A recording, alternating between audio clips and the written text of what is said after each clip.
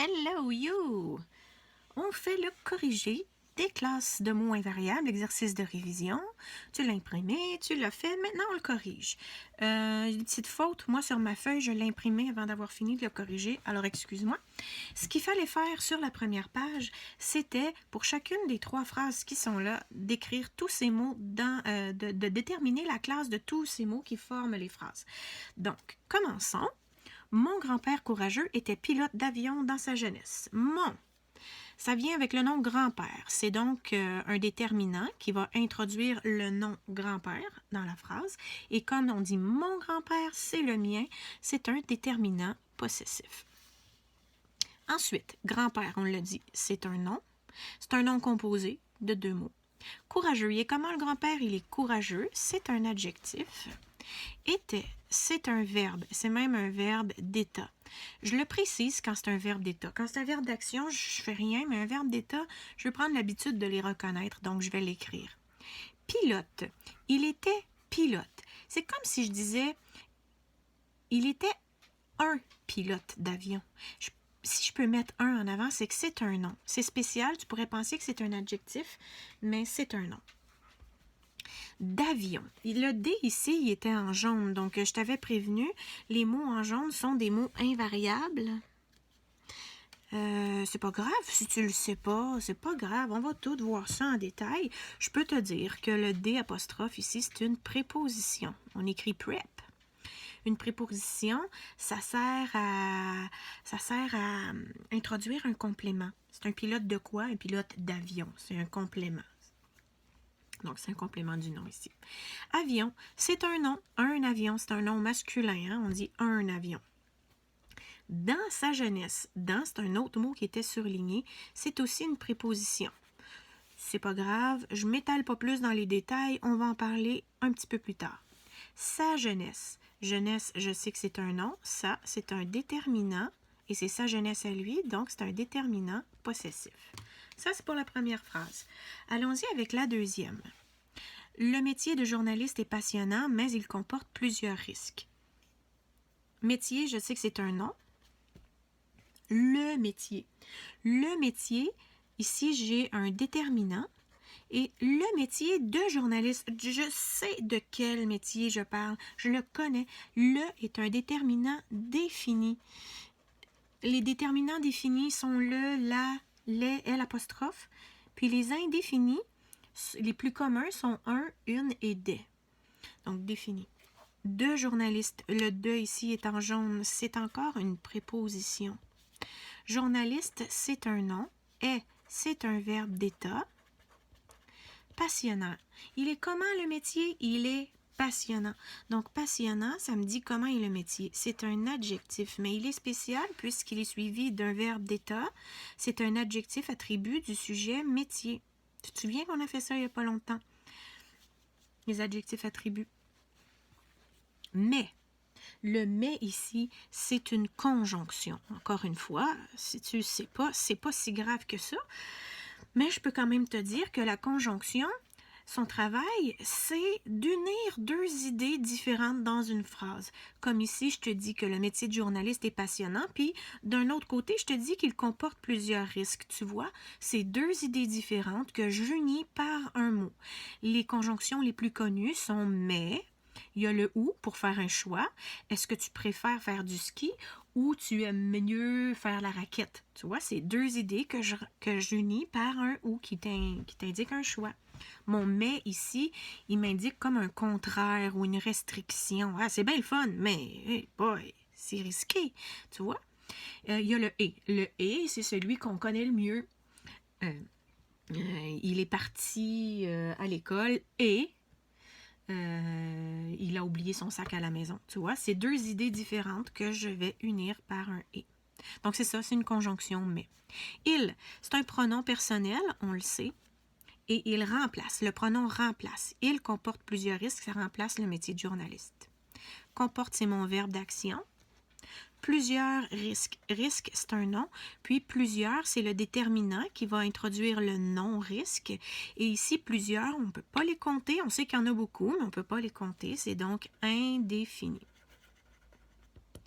Un déterminant indéfini. Maintenant, La troisième phrase, ces bandes dessinées dont je te parle sont dans mon sac.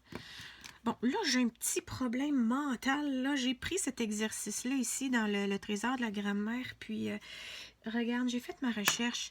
Je sais pas si on va le voir, mais je vais le mettre ici, là. Je sais pas si tu vois, mais je suis allée chercher bande dessinée dans Antidote, ça s'appelle. Et puis, Antidote me dit que bande dessinée serait un nom composé, ce serait un nom féminin. Mais le trésor de la grammaire, il séparait bande et dessinée. Je m'en suis rendu compte dans ma réflexion, trop tard, c'était imprimé. Donc, je vais accepter les deux, OK? C'est, ici, on sait que c'est un déterminant. Et comme je pointe ces bandes dessinées avec mon C comme ça, ben c'est un déterminant démonstratif. Bande dessinée. Si je décide de prendre bande dessinée comme un nom, ben ça c'est un nom. Si je décide de le séparer dans bande et dessinée, je pourrais dire ça, c'est un nom, puis ils sont comment les bandes, elles sont dessinées, c'est un adjectif. J'accepte les deux, c'est bon? Dont je te parle. Bon, le dont, c'est un pronom. Pas facile, tu vas surtout le travailler au secondaire. Le don, c'est que c'est quand on répète ce dont on parle. Les bandes dessinées dont je te parle de ces bandes dessinées. Ces bandes dessinées dont je te parle, c'est ce dont on parle. C'est mêlant, hein? Mais c'est comme ça. L'erreur qu'on fait quand on parle, c'est de dire que au lieu de don. Ces bandes dessinées que je te parle, ça se dit pas, ça, OK? C'est un don, D-O-N-T. Il n'y a que ce pronom qui s'écrit de cette façon, D-O-N-T. Il y a un don pour la musique, ça c'est D-O-N. Faire un don à une œuvre de charité, c'est D-O-N aussi. Puis il y a donc qui s'écrit avec un C. C'est celui qui... je pense, donc, je suis, tu sais, alors, je suis, c'est autre chose. Je, pronom. Ici, c'est un pronom relatif. Écoute, tu sais pas, c'est pas grave. Je, pronom personnel. Personnel. Pas obligé d'écrire personnel, là, mais bon. Je te parle. Te, c'est quoi ça, tu penses? As-tu réfléchi un peu? Je parle à toi. Je m'adresse à toi. Toi, ça remplace qui tu es. C'est donc aussi un pronom. Et quand ça remplace une personne, on dit que c'est un pronom personnel. Oui, c'était pas facile, hein, ça? Les trois pronoms de suite. Ces bandes dessinées dont je te parle. Parle est un verbe d'action. Sont. C'est un verbe d'état. Deux verbes qui suivent. Eh bien oui, ça se peut. C'est un verbe d'état. Sont, dans. Ça, c'est une préposition. Mon sac. Sac, c'est un nom. Mon, ça va être le déterminant qui va introduire le nom sac. Donc, déterminant, c'est à moi. Possessif. Bon. Ça, c'est la première page. On passe à la suivante. Un petit peu. Je ne veux pas tout déplacer non plus. Hop. On est parti.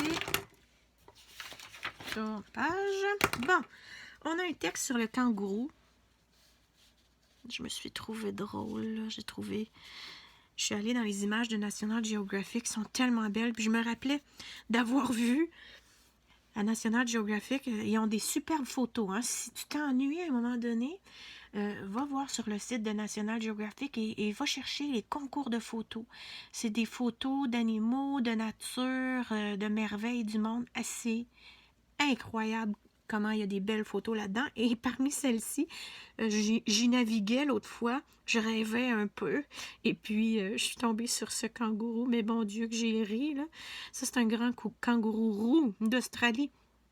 Je sais pas, il y a une expression quasiment humaine. Ça me fait vraiment rire. Donc, c'est de ça dont il est question dans ce texte. Quand il y a un mot en caractère gras, on doit le placer au bon endroit. Selon ce qu'on pense. Je vais changer de couleur de temps en temps. Tiens, on va mettre un petit peu de vie dans notre journée. Le kangourou est un mammifère. Mammifère. Ça va dans quelle classe de mots? Un mammifère. S'il y a un en avant, ça me donne un bon indice. Hein?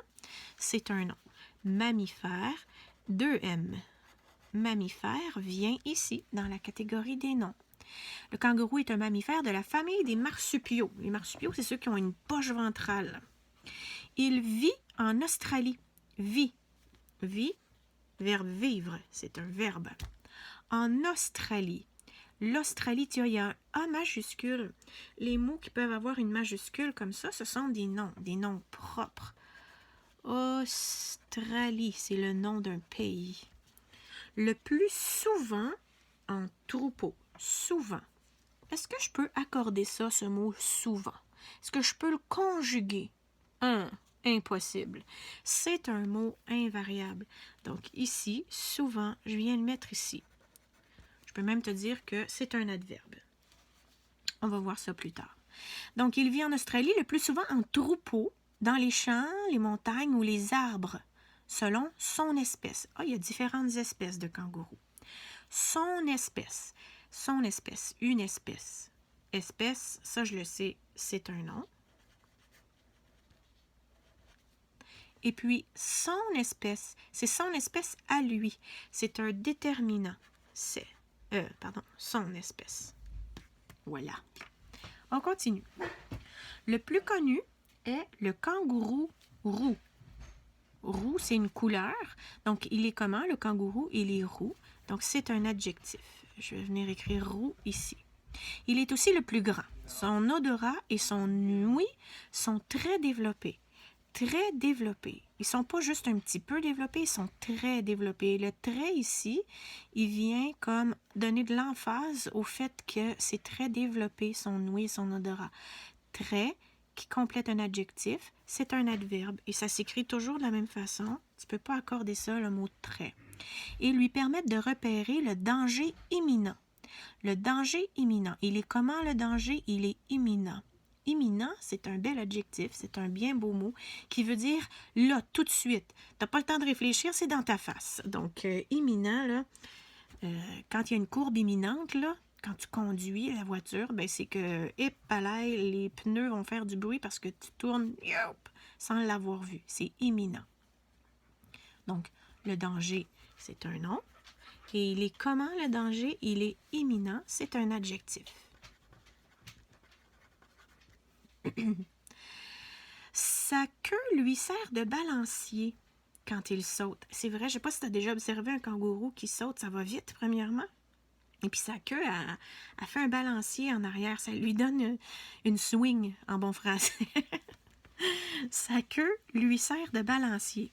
Sa queue sert de balancier à lui, lui étant le kangourou. Ici, le mot « lui » remplace le mot « kangourou ». Et un mot qui remplace un autre mot, c'est un pronom. Lui vient ici. Il lui sert de balancier.